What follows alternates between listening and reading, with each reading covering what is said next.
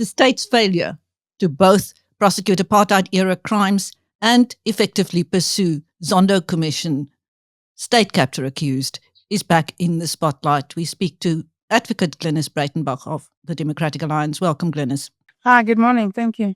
First, let's go to that commission of inquiry that is going to be established by President Cyril Ramaphosa to find out why hundreds of cases referred by the Truth and Reconciliation Commission have not been prosecuted.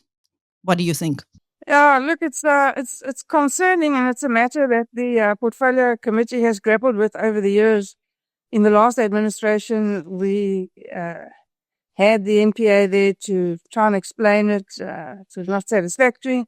And just recently, we've had them there again with, NGOs and other organizations in order to try and discover what the actual problem is. Why is there such a holdup? I mean, the Truth and Reconciliation Commission has been over for more than a decade, more than double that, in fact, and made, I think, 300 or so recommendations for prosecution to the NPA at the time. As far as I'm aware, not one has taken place, except for the showcase trials. So, there was the Eugene, what's his name? And fellow, De Kock. Yeah, Eugene de Kock. He was tried, and a bunch of police generals were also tried. But those things, de Kock, one always felt that what he had done was completely. I lack the words to describe, heinous, shocking, beyond the pale. He largely cooperated in that process, which is, I think, why it happened. And one always felt that he was kind of the scapegoat, because we all know that while he was busy doing those things that were so absolutely appalling, he was being lavishly praised by his superiors in the police and awarded medals for, amongst other things, bravery. Really. So that's a matter that left one feeling deeply dissatisfied. Yes, the fact that he was tried is a good thing. Yes, the fact that he was sent to prison for a long time was a good thing. But it certainly didn't satisfy the need to address those issues. Simply because at the level that he functioned, he was a functionary. Regardless of his rank, he was a functionary. And those people calling the shots have never been held to account, which is both unsatisfying and deeply unfair. And then, most of the people who could have been held responsible have died. Those people that we knew that admitted having perpetrated those terrible, terrible offenses. I think they've all died. Who are we now going to hold responsible? Who are we going to prosecute? And the president now, after many years of pushing him to do something about it, has finally conceded, having been dragged to court by the families. And to avoid, one can only assume that the settling on the steps of the Constitutional Court is a desperate measure to avoid all of this dirty laundry being trawled through the public eye. Has decided to set up a commission of inquiry, a judicial commission of inquiry. So, he has that prerogative in terms of Section 84F of the Constitution. A judicial commission of inquiry is the same as any other kind. The difference simply being that it's headed by a sitting or retired judge. It gives it the facade of a little more independence and authority. It's not necessarily more independent than any other commissioner. But because we hold judges correctly so in high esteem, it presents us with, the idea that it's more authoritative. And it does have the added authority that it can summons both witnesses and documentation, which is going to... But like you said, who's left alive? Yes, so who I don't know. We'd have to see how it plays out. But the issue is this: it's again, in my view, while I welcome the commission and am as interested as every other South African to know what the reason for this delay was, because there's a lot of speculation and one is forced to wonder. And I myself was in the NPA for the last, for a good portion of that time. And a unit was set up, a whole unit was set up to prosecute these matters. Yet all that unit did really, if I think back, was I suppose the Eugene de Kock matter and the motor Basson matter. Two quite high profile matters. Basson less successful than de Kock, and Basson I think was acquitted and is still practicing as far as I'm aware. And in all that time, in all this, close to 30 years, that's all that unit has done in the way of prosecutions. It was set up at great cost. It was populated by, staff prosecutors, administrative staff. Who knows what they were doing? I would quite like to know. But the issue. But just a couple of years ago. Yeah. Sorry, No. That unit continue. was set up some time ago.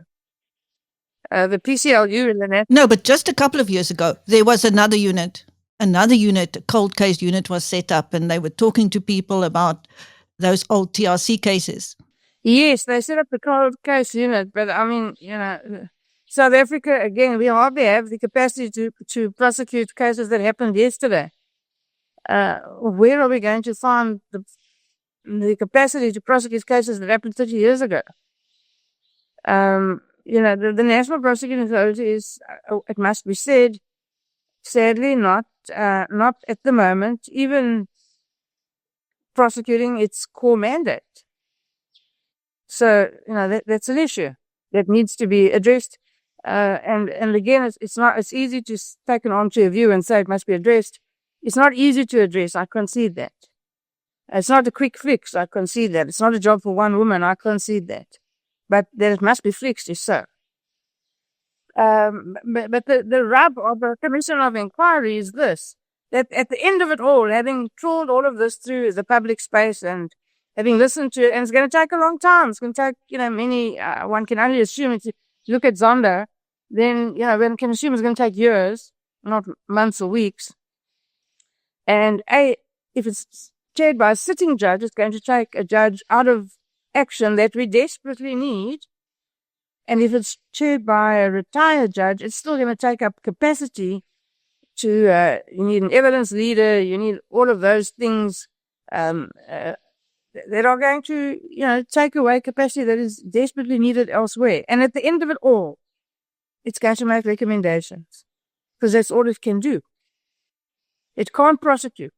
It can't give instructions. Glynnis, what about the allegation that has persisted for decades that the National Party and the African National Congress cut a secret deal, to avoid prosecutions on both sides? We know your secrets, you know our secrets, and let's protect one another. It's not impossible, I suppose. Of course, we've all heard those rumors many times. It's just so, well, I mean, it would leave me feeling used and abused as a lawyer, certainly as a prosecutor. I would be very angry if that was true. And I imagine South Africans would be very angry, and they would be entitled to be so. If we were starting over in 1994, if we were, wanting to be that country that stunned the world by doing a peaceful transition and building, and largely we've succeeded in building a country for all South Africans. Nobody can, I don't think anyone would argue that South Africa today is a better place than South Africa pre-1994. If such a deal was cut, well, I hope it's not the case. is all I can say. I hope it's not the case. I don't know what the explanation would be for the delay. I have no idea. I've tried to think of logical, good explanations. I have not yet come up with one. But if that is the case, that is so cynical. So flying in the face of everything that this democracy was built on. Accountability, the rule of law, a fine constitution. To sweep those types of things. What was the point of the TRC then? To just, sit there and really put people through a harrowing experience, because it was harrowing, I think, for everybody. Harrowing for the victims, harrowing for their families, harrowing for South Africans who were largely ignorant of those goings on. What was the point of that if there was going to be no accountability afterwards? So I sincerely hope not. If it's truly well, now people are asking the same question, Glynnis. What was the point of a Zondo Commission? Is the Zondo Commission in danger of becoming another TRC, just a show commission? Well, it can't be. We can't allow that. Can't allow that to happen. The Zondo Commission was done over a very long period of time. Chief Justice Zondo worked, miracles with that commission, obtained the most startling evidence. It's all there. It's all available. And it needs to be dealt with. And again, time is marching on. We've yet to see even one successful Zondo prosecution. We've yet to see even one notable state capture prosecution. I'm not talking about the rats and mice stuff. That's easy to do. But, there's not even one case that we're aware of that is being built from the ground up that we can, take comfort in the fact that, sometime this year it will come to court and be successful. We don't see that happening. So the Ace Magashule case is now running in the Free State. Advocate Nazir Kasim SC is prosecuting it. He's leading the prosecution. He's a man of integrity, unquestionably so. He's a competent lawyer in every aspect. So, one must hope that this one will be the one that is successful. But one's, swallow. So that in 30 years. Yeah, in 30 years, that's it, one. But, one swallow doesn't make a summer. So that in 30 years' time, there's not another president who appoints another commission of inquiry to find out why Zondo Commission crimes were not prosecuted. We need Zondo cases to be prosecuted, because we need people to be held accountable for hollowing out the state resources and selling off state resources to the highest bidder and enriching themselves and a very small group of people at the expense of the entire South African population. People need to be held accountable for that. It's a gobsmackingly serious issue, but it can't be compared to the TRC and those prosecutions. Those are, for me, they belong in different packages. And for the TRC, families, victims, people, time is absolutely running out. Who are we going to hold accountable? We're going to see, those pathetic pictures you sometimes see of people being charged with Holocaust offenses now. At sort of 98 or 100 years old, being wheeled into court, you can barely hear or follow as proceeding anymore. Are we going to be presented with that? When we've had the opportunity to do a proper job and we haven't done it. So, we need many answers. A, are we going to get it done? B, who are we going to get it done against? And C, why didn't we get it done earlier? We need to know these things. But for somebody like Namonda Kalata, who is not a young woman anymore and has lived her life hoping for some sort of accountability, time is running out. Her and the other Craddock 4 families were in front of the Portfolio Committee. They're heartbreaking, absolutely heartbreaking. All they want is to know what happened and why. And that, all this time later, they still don't have those answers, and they're entitled to them. Meanwhile, people feel this cycle of injustice is continuing, one government after another covering up for its crimes. Well, there's the problem. What is it that's being done to stop this happening? Why has the NPA is an independent institution, and must be so. So the buck stops with the NPA. It doesn't stop with the president. It doesn't stop with commissions of inquiry. The buck for this stops squarely with the National Prosecuting Authority. Why haven't they done it? But even from that side, and if there was an agreement, they must have. Even from that side, there have been claims of political interference, and I'm talking about the TRC cases.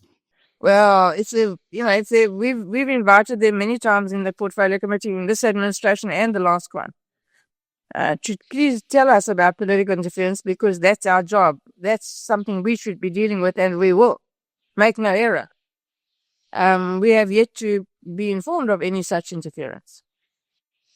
The last time interference was mentioned was with the access to the database of the state capture issue. There was a sort of a peripheral reference to interference.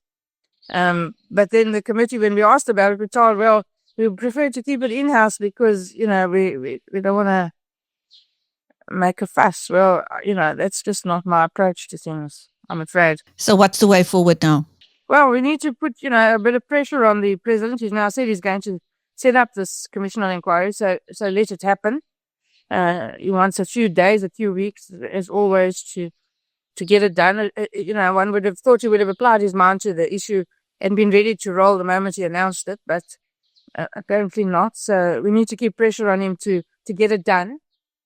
And then, in a budget that has no money for anything at all, they're going to have to find money to fund this commission and all that it entails, and it's not cheap. And then it's going to have to find accommodation and, resources, human and otherwise. And so none of these things happen overnight, sadly. Yeah. So again, it's, in my view, this settling on the steps of the Court was kicking for touch. Thank you. That was Advocate Glynnis Breytenbach of the Democratic Alliance speaking to BizNews, and I'm Christine.